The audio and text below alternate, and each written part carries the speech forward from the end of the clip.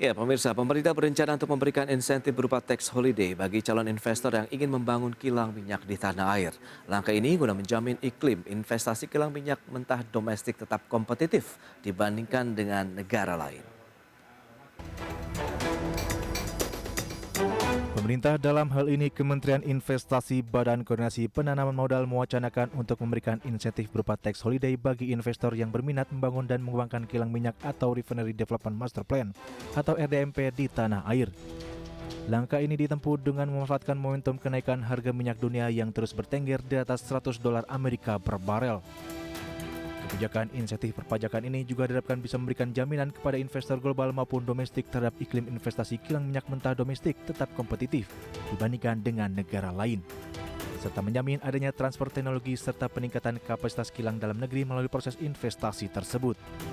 Di sisi lain, PT Kilang Pertamina Internasional tengah menyiapkan anggaran belanja modal atau capital expenditure atau CAPEX yang mencapai $43 miliar Amerika Serikat atau setara 645 triliun rupiah untuk pengembangan kilang minyak dan petrokimia atau Refinery Development Master Plan atau RDMP hingga tahun 2026 mendatang. Sementara itu, SKK Migas mencatat realisasi investasi pada kegiatan hulu migas di sepanjang semester 1 tahun 2022 sebesar $4,8 miliar Amerika Serikat atau setara 72 triliun rupiah dengan kurs Rp15.000 per dolar Amerika Serikat. Meski demikian, di tengah momentum tingginya harga minyak mentah dan gas dunia, capaian tersebut lebih rendah dibandingkan periode sama tahun 2021 yang sebesar $4,92 miliar Amerika Serikat. Berbagai sumber untuk IDX Channel.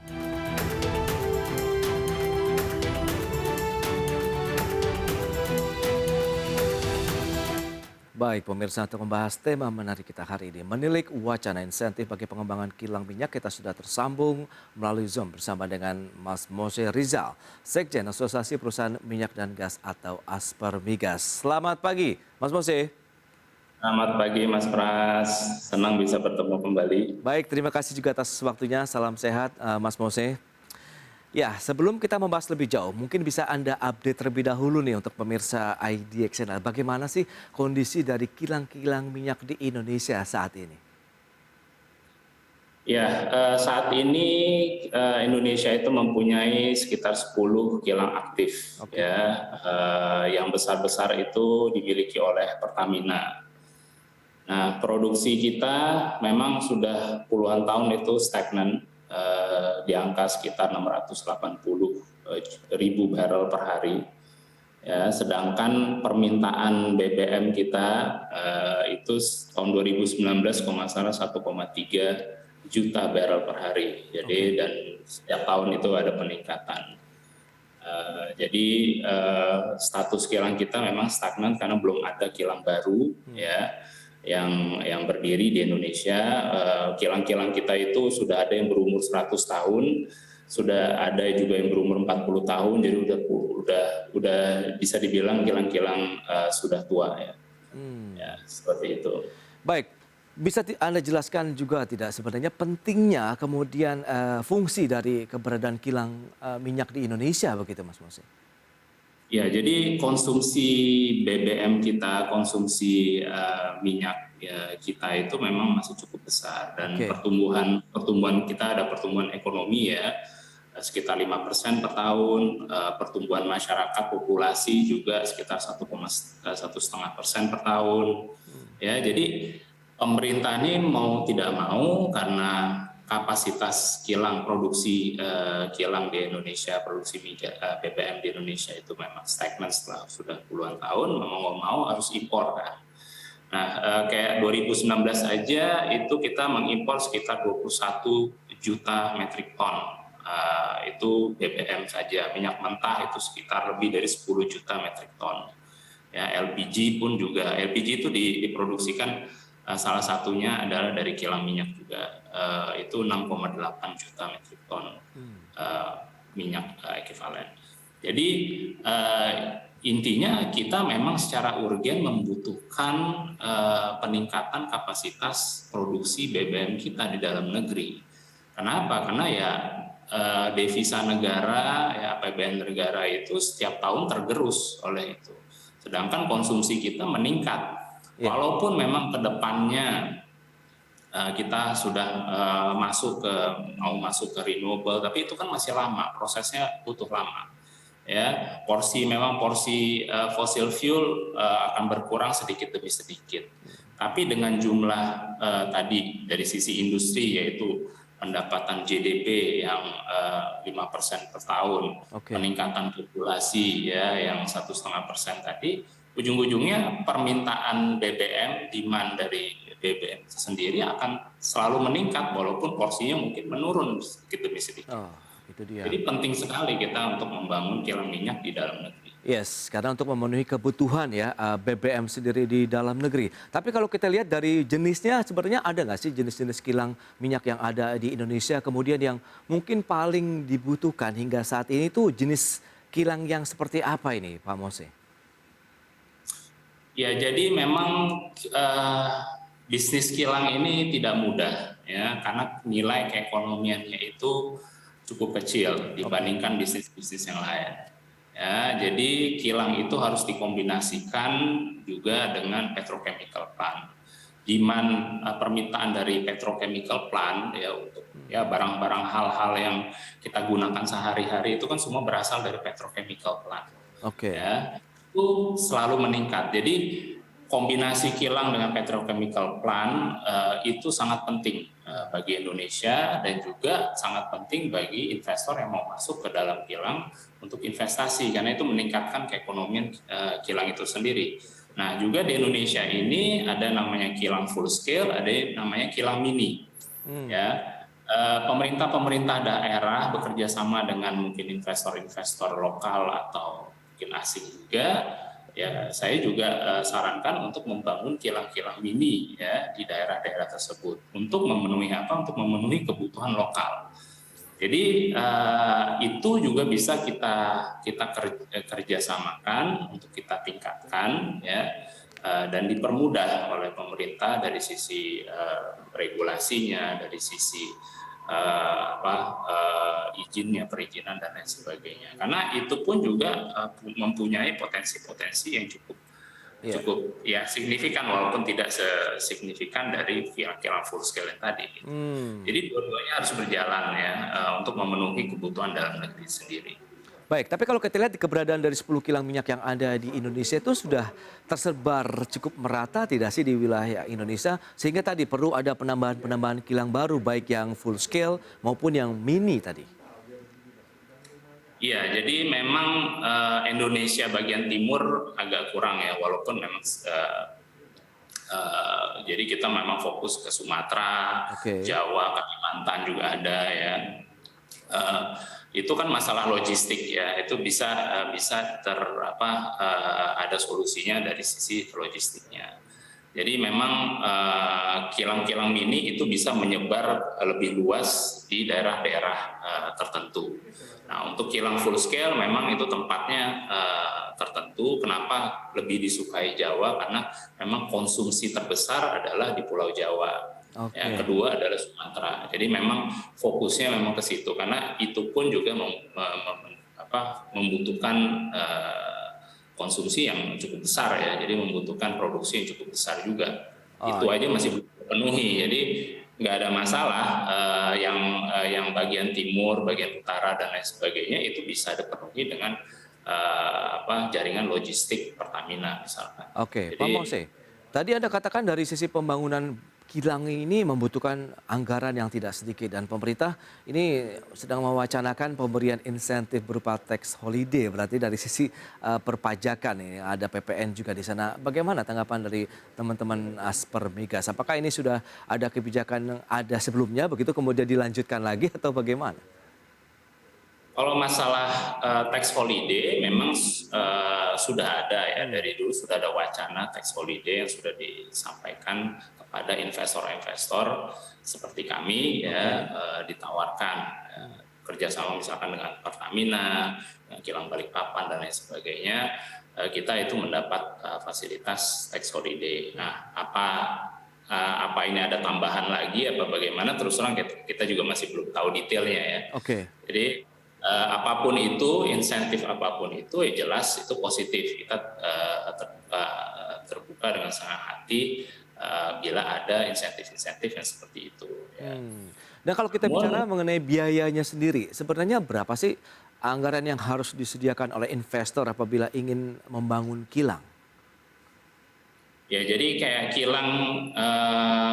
kilang yang modern ya sekarang itu misalkan dengan kapasitas 300.000 barrel per hari ya produksinya, itu kita membutuhkan 12 sampai 15 miliar dolar. Ya. Terus untuk renovasi yang dilakukan oleh Pertamina misalkan itu bisa membutuhkan ada yang 1,5 miliar dolar, ada yang 4 miliar dolar, ada yang sampai 6 miliar dolar. Jadi luar biasa investasinya. Jadi nggak semua investor itu bukan masalah mampunya ya. Karena ini ada faktor resiko dan lain sebagainya. Bisa dan berminat untuk investasi di proyek-proyek kilang. Oke, nah bicara mengenai risikonya, memang apa risiko yang mungkin menjadi salah satu pertimbangan bagi investor menanamkan dana mereka untuk pembangunan ataupun pengembangan kilang di Indonesia? Iya, kalau dari sisi kilang itu kan ada feedstock, ada offtake. Ya. Dari situ kita kalkulasi keekonomiannya dari kilang tersebut. Dan keekonomian kilang minyak itu sendiri itu memang tidak begitu besar, apalagi di Indonesia ini kan didorong untuk biar BBM itu murah ya, bukan yang mahal. Kalau kita bisa beli BBM seperti kayak di US atau di Eropa yang harganya $7, sekarang euro sama dolar ini kan hampir sama nih. Ya, 7 bayangin di sana bisa $5, bisa $7 per liter ya.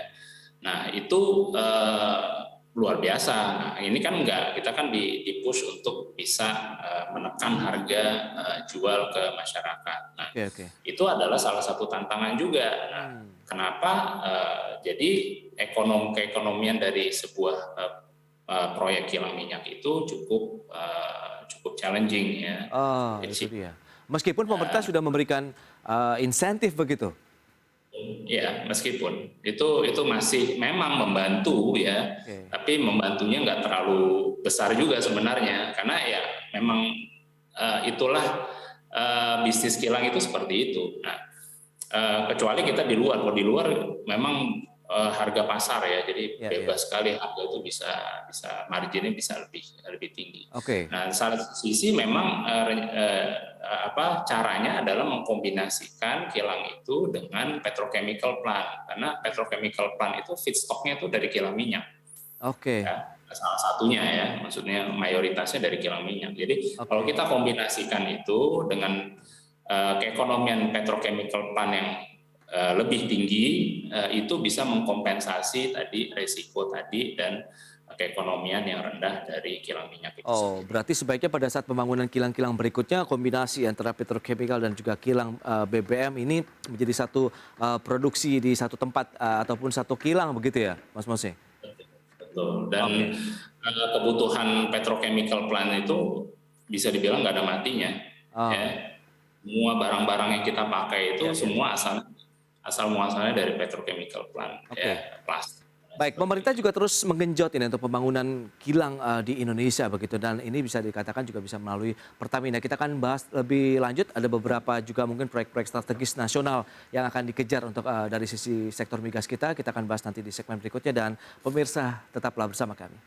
Baik, pemirsa, terima kasih Anda masih bergabung bersama kami dalam Market Review, dan berikut ini kami sampaikan infografik untuk Anda. Ya, seperti yang bisa Anda saksikan di layar televisi Anda, ini adalah realisasi dari investasi hulu migas yang sudah disampaikan oleh SKK Migas begitu, di mana per semester 1 tahun 2022 ini tercatat sekitar 4,8 miliar dolar atau setara 72 triliun, meskipun jumlah ini lebih kecil dibandingkan dengan realisasi investasi hulu migas di semester 1 tahun 2021. Selanjutnya seperti yang bisa Anda saksikan, ini adalah nilai investasinya untuk hulu migas dunia.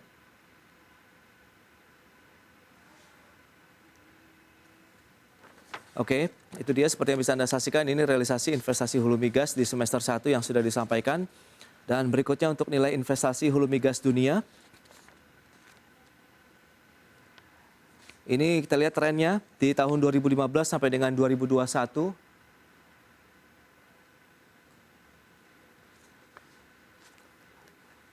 Nah ini dia, kita lihat trennya cenderung memang turun meskipun sudah mulai ada kenaikan kembali untuk investasi secara global di tahun 2020 ke 2021 dari 342 miliar dolar menjadi 362 miliar dolar Amerika. Dan berikutnya kita lihat dari sisi proyek strategis nasional ini yang tengah dijalankan oleh PT Pertamina Persero. Ada Petrochemical Complex di Jawa Barat, kemudian ini target operasional di tahun 2029 dengan biaya proyek sekitar 16,55 miliar dolar. Kemudian ada RDMP Balongan Fase 1, kemudian Green Refinery RU3 di Pelaju, kemudian RDMP Balikpapan yang operasionalnya targetnya tahun 2023, kemudian RDMP Pelaju. Dan selanjutnya ada demo plan biohidrokarbon dan juga bioaftur di kilang RU4 Cilacap. Kemudian ada RDMP Cilacap, RDMP Dumai, kemudian Green Diesel di Cilacap juga, kemudian ada Grassroots Refinery Bontang, kemudian proyek gas Jambaran di Tiung Biru. Berikutnya kita akan cermati, ada cukup banyak proyek strategis nasional yang juga tengah dikejar ya. Kemudian ada pembangunan jaringan gas kota, proyek katalis merah putih juga yang masih tengah ditunggu begitu. Pembangunan tangki BBM Indonesia Timur, kemudian tangki LPG Indonesia Timur, gasifikasi batubara Tanjung Enim, dan kawasan industri Tanggamus. Itu dia beberapa proyek strategis nasional juga yang tengah dikejar oleh pemerintah. Kita lanjutkan kembali perbincangan bersama dengan Bapak Mose Rizal, Sekjen Aspermigas. Ya, bicara mengenai kondisi kilang yang Anda katakan ini sudah puluhan tahun juga memang harus segera diperbarui karena sudah ada yang beroperasional 100 tahun, 40 tahun begitu ya Mas Mose. Anda melihat bagaimana sepertinya kans kita untuk pembangunan kilang minyak ke depan, meskipun pemerintah tadi dari proyek strategis nasional juga ada beberapa kilang minyak yang akan terus dikembangkan ini, Mas Mose. Ya, jadi tadi sudah disampaikan ya, proyek strategis nasional yang berhubungan dengan Pertamina secara langsung itu luar biasa sekali dan nilainya pun juga luar biasa. Dan itu Pertamina nggak bisa sendiri. Ya, kapasitas Pertamina juga bukannya tidak terbatas, ya terbatas kan pasti. Jadi Pertamina itu membutuhkan partner investasi untuk bisa menjalankan proyek-proyek strategis tersebut. Jadi itu bukan proyek-proyek kecil dan proyek-proyek yang mudah juga. Ya, kompleksitas di kilang itu sudah sangat tinggi gitu ya. Jadi dari ya sisi offtake-nya, sisi operasionalnya dan lain sebagainya itu juga cukup beresiko dan kompleksitas yang tinggi. Jadi memang Pertamina itu butuh partner. Pertamina itu butuh strategi partner maupun investment partner. Ya, jadi nggak bisa sendiri dan saya sarankan untuk Pertamina lebih terbuka lagi dan mempermudah lagi investor-investor untuk masuk dengan skema-skema yang cocok dengan si investor tersebut gitu loh. Jadi kita memang kita bisa mendorong kepentingan kita jelas pasti, namun kita juga harus bisa melihat posisi kita di mana dan kita melihat apa nih jalan tengahnya untuk bisa investor itu tertarik untuk investasi bersama-sama dengan Pertamina di kilang-kilang tersebut. Karena itu tadi faktor risikonya sangat tinggi, kompleksitasnya juga sangat tinggi. Jadi Pertamina jelas pasti nggak bisa sendiri. Oke. Jadi kalau tidak bisa sendirian ini Mas Mose, jadi teman-teman Aspermigas mungkin udah ada rekomendasi ataupun solusi juga yang ditawarkan begitu. Apakah memang seperti apa bisa disampaikan juga nih pola kerjasama yang ada selama ini untuk proses pembangunan kilang? Apakah juga ada keterlibatan dari investor domestik begitu atau banyak yang dari luar negeri? Ya, mungkin lebih ke luar negeri ya, apalagi kalau kita sudah bicara mengenai investasi yang di atas 14 triliun, 1 miliar dolar ke atas. Itu mostly itu dari luar. Kenapa? Kapabilitas ya pengusaha-pengusaha kita di domestik bukannya berarti mereka nggak ada kapabilitas, mereka ada kapabilitas, tapi appetite mereka itu bukan di oil and gas biasanya, ya mereka lebih ke properti, ke manufacturing dan lain-lainnya, mungkin resikonya bisa lebih rendah. Jadi biasanya kalau udah nilainya udah cukup tinggi, itu adalah hanya investor-investor tertentu dari luar, dan itu pun juga nggak semuanya ya yang mau dan mengambil resiko tersebut karena dia melihat ada nilai tambah ya. dari sisi misalkan mereka sebagai strategic investor, ya mereka juga kontribusi dari sisi teknologinya atau kontribusi sebagai joint operatorship dengan Pertamina dan lain sebagainya. Nah, hal-hal seperti itu kita Pertamina dan pemerintah harus lebih terbuka lagi dan mempermudah dan untuk bisa fleksibel ya dengan apapun yang investor misalkan tawarkan. Jadi kita bisa ngambil jalan tengahnya ya, menguntungkan bagi Indonesia dan menguntungkan juga bagi investor. Karena ujung-ujungnya itu adalah nilai investasi yang mesti dikembalikan oleh investor. Investor harus untung, ya kan? Di satu memang ada investor-investor ya dia sebenarnya tidak berminat untuk mengambil alih sebuah aset, ya dia cuma menginvestasikan setelah misalkan kilang minyak ini setelah 15 tahun ya mereka sudah merencanakan strategi exit. Ya, hal investor-investor tersebut sebenarnya bagus, ya. Kenapa? Karena asetnya tetap milik kita, operatorship-nya tetap milik kita, manajemen tetap kita yang kita megang, walaupun di awal-awal dibiayai dan didanai dan dan ada transfer teknologi di sana, Mas Mose ya. Nah, masalah transfer teknologi yang jelas pasti ada itu adalah transfer pengetahuan, keahlian, ya, teknis. Karena kenapa? Teknologi-teknologi tersebut itu kan mereka sudah develop itu puluhan tahun. Jadi nggak semata-mata teknologi bisa dibuka begitu saja kuncinya ke Indonesia, terus Indonesia bisa buat sendiri. Enggak, kita juga harus ada effort dong. Yang mereka bisa lakukan adalah transfer knowledge, transfer keahlian, ya, expertise, ya, dan itu yang kita sudah jalankan di industri migas. Ya. Masalah teknologi ya kita memang harus usaha sendiri. Dari keahlian, dari expertise itu kita bisa sebenarnya sudah bisa mulai mengembangkan teknologi kilang minyak. Baik, tapi kalau kita lihat yang akan dikejar ini yang di Balikpapan, RDMP begitu ya, Mas Mose. Anda melihat bagaimana sih prosesnya? Apakah ini juga akan memberikan kontribusi yang besar juga untuk produktivitas migas kita ke depannya? Ya, kalau kita dilihat konsumsi permintaan demand dari BBM kita 2019 saja udah 1,3, mungkin sekarang udah lebih ya, hampir 1,4 kali ya. Nah, sedangkan produksi kilang kita di angka 650-680 ribu barrel per hari. Jadi ada gap yang di situ yang diisi oleh impor kan.